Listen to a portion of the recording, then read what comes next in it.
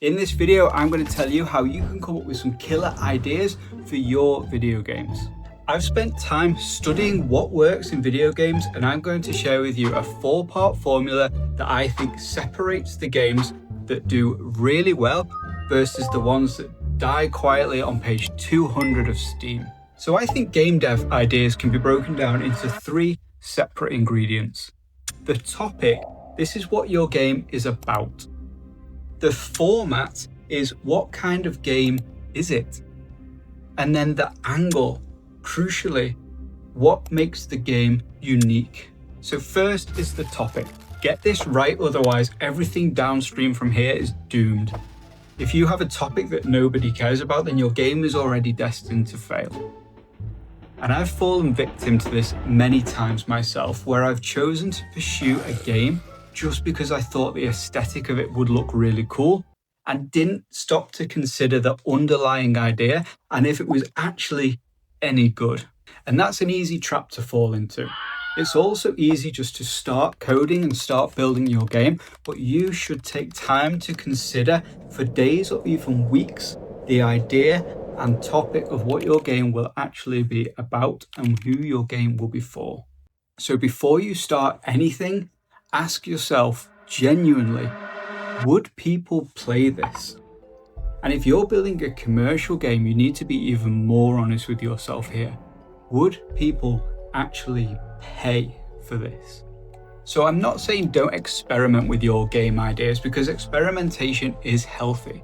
But if your goal is to come up with a killer game idea, then I would suggest you do something that's proven rather than spend the next 2 years working on something that may not work.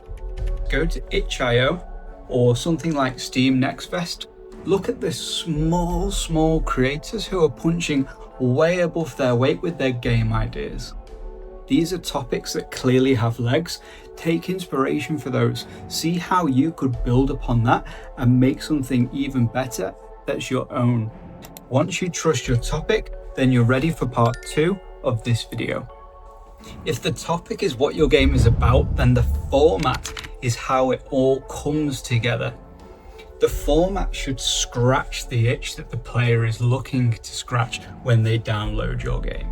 So as we know, hundreds of games get released by indie developers every single day. So if you're going to stand out and be successful, then your game format has to be either significantly better or significantly different. Now, being better than the rest is the obvious route, but let's be honest with ourselves. Without massive amounts of time or massive amount of resources, it's very hard to take something that's proven in the market and make it even better. So that means the route that's available to most of us is to take something that's proven, but make it different, make it our own. The fastest way I've found of doing that is actually by combining formats. Undertale mashed bullet hell into a turn-based RPG. Dave the Diver bolted a cooking simulator into a 2D underwater action game.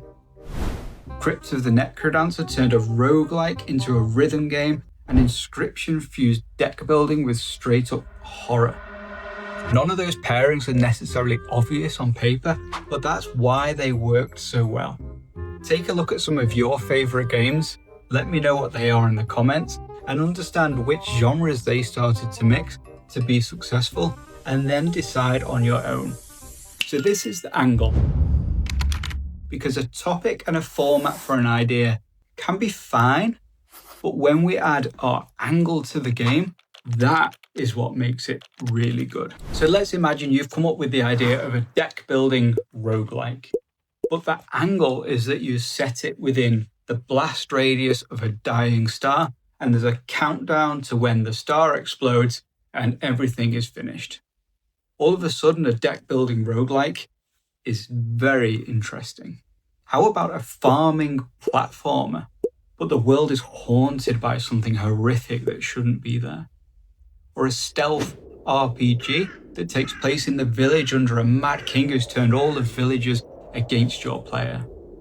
The angle is also where you can bolt on emotional levers for your game, whether that's time limits, money, risk, tension, a resource that's always draining. It's what makes your players' palms sweat a little bit when they're playing. So here's the balance that we're now actually striking with our player. The familiarity made them click and play your game in the first place. But now the angle means that they're sticking around because it's adding something new. It's adding some novelty that only your game can offer them. If your game is too safe, then nobody's going to play. If it's too original, then again, it's probably too niche and no one will play. The angle allows you to be both.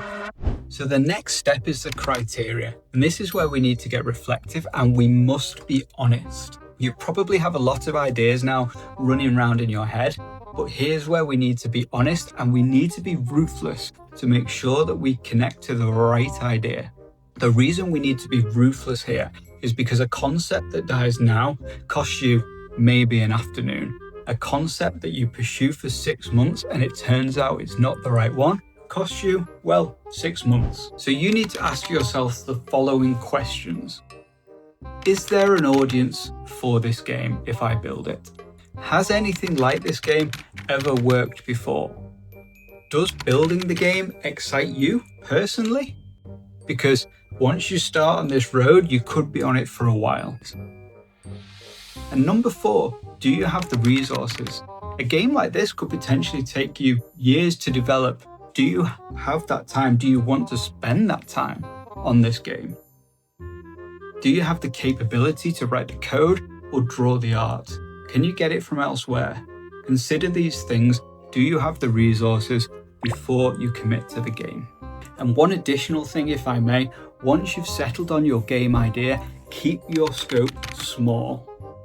Scope creep is where games die. So when you've settled on the idea, define the scope and try your very best to stick to it. And once you're actually prototyping against that scope, constantly ask yourselves, what do I want the player to do? And what do I want the player to feel?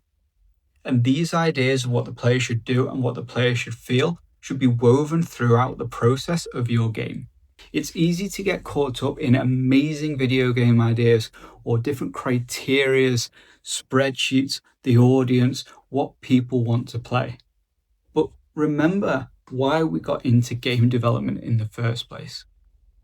If you just want to make a video game because you think that's going to be a fun video game that you would want to play, despite it having a niche audience or an idea that's been done a million times before, then you should absolutely go ahead and do that.